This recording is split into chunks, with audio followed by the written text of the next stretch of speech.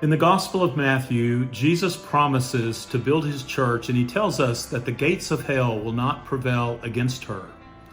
He also says that he uses one generation to commend his works and mighty acts to another. In other words, Jesus is in the business of raising up new people to go to new places, to do new works all the time.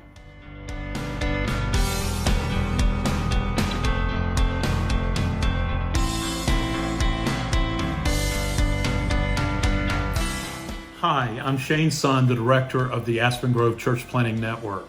AGCPN exists to carry out the Great Commission, and we do this by planting churches committed to outreach, evangelism, and intentional discipleship with a strong emphasis on our church plants serving their neighborhoods, their communities, and even their entire city.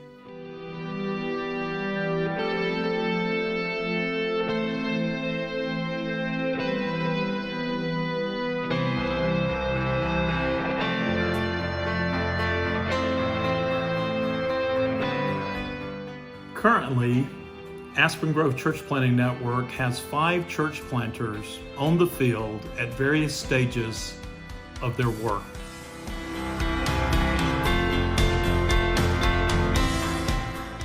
Here are some of their stories. Hello, my name is Rick Schaefer. My wife Katie and I are your EPC church planters in Central Phoenix, Arizona. Well, hello from Lakin, Kansas, the whole Dias crew here. Everybody say hi. Hi. Yeah. My name is Thomas Normath. I'm church planting with the Aspen Grove Network in Salt Lake City, Utah. Hi, my name is Mark Grappengater, and together with my wife Stacy, we are planting The Table in Denver, Colorado. Hey everybody, I'm walking down South Broadway right now on my way to have lunch with one of our city council members who also is a parishioner at our church. Summer has oddly been, unexpectedly for us, a time of immense growth.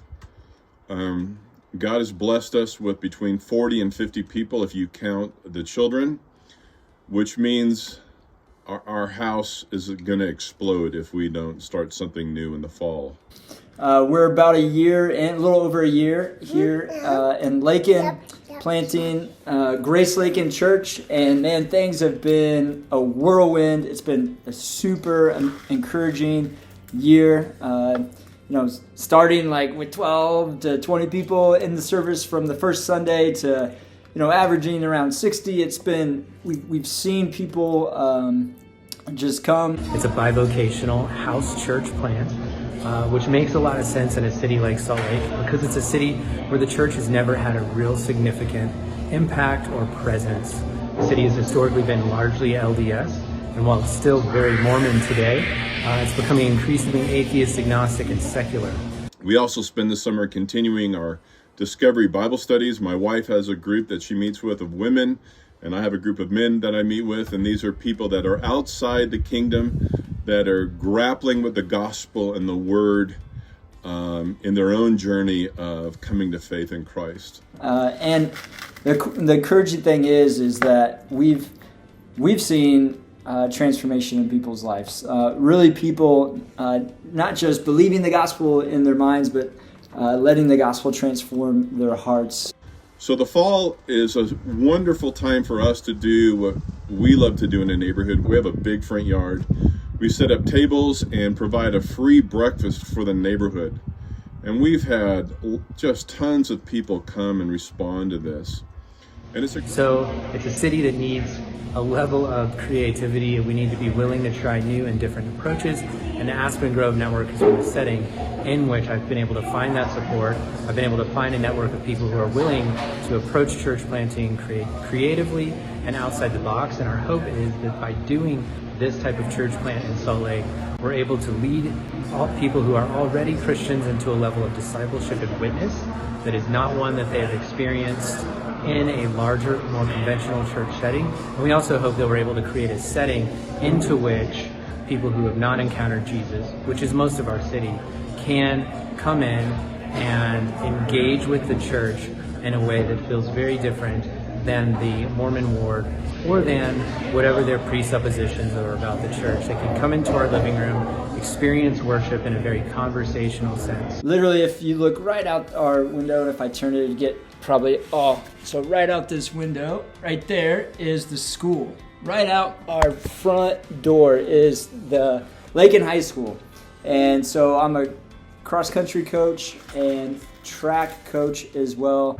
We have seen our neighborhood, the city of Inglewood, change for the better in a lot of ways, and I think it has a lot to do with our church's partnership with other entities in the community. God has given us 5 couples who have a strong desire and a commitment to launch a house church. So the fall will be about high-level mentoring and spending a lot of time with these couples and pouring into them and preparing them. We want to raise up and begin to train house church pastors. Anyway, it's been awesome to just have that open door in the community. Last year, we hosted what's called Fields of Faith, which is like a big worship service on the football field, and over 250 people were there, and yep. And Easter Sunday was super encouraging. Over 100 people. We've baptized over 5 people, and it's been just really encouraging for us.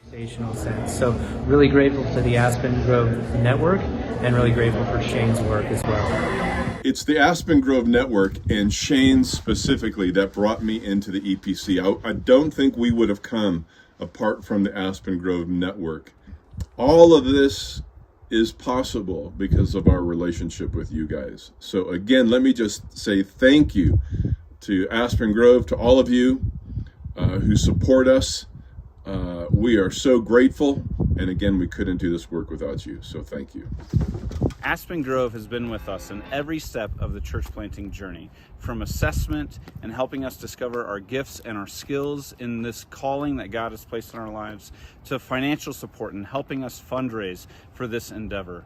They have also provided coaching, and my coach has helped me navigate the unique circumstances of COVID and planting in the American secular West. We are grateful for your support of church planting through the Aspen Grove Church Planting Network. Thank you. And the only way we would have been able to do that is with generous donors like Aspen Grove, not to mention the other support beyond financial that Aspen Grove has supplied. So I just want to say thanks. Being a part of what God's doing here is a true honor, and I am just so grateful for your generosity. So thank you so much.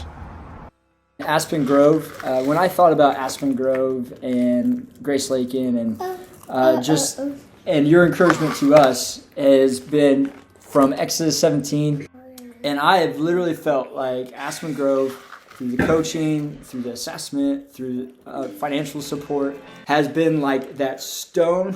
And it's been like Aaron and her on either side holding up our hands. Just want to say thank you for continually to hold our hands up here in rural western Kansas as we seek to advance the gospel in every corner of these rural towns. So everyone want to say thank you. Thank you. Yep. All right. Blessing. Not unlike any other mission organization, Aspen Grove is dependent on the faithful financial contributions of individuals and churches. We are very grateful to you, the Presbytery of the West, for your faithful financial contributions over the years, as well as to our member churches. But if we're going to expand into new places with new people doing new works, we're also dependent on new churches hearing the call and joining with us in this exciting work to fill the earth with church plants in order to bring hope and healing to the nations. Would you consider participating with Aspen Grove Church Planting Network? Thank you so much. Thank you to the Aspen Grove Church Planting Network for their continued support in helping us continue to take spiritual and social responsibility for our community.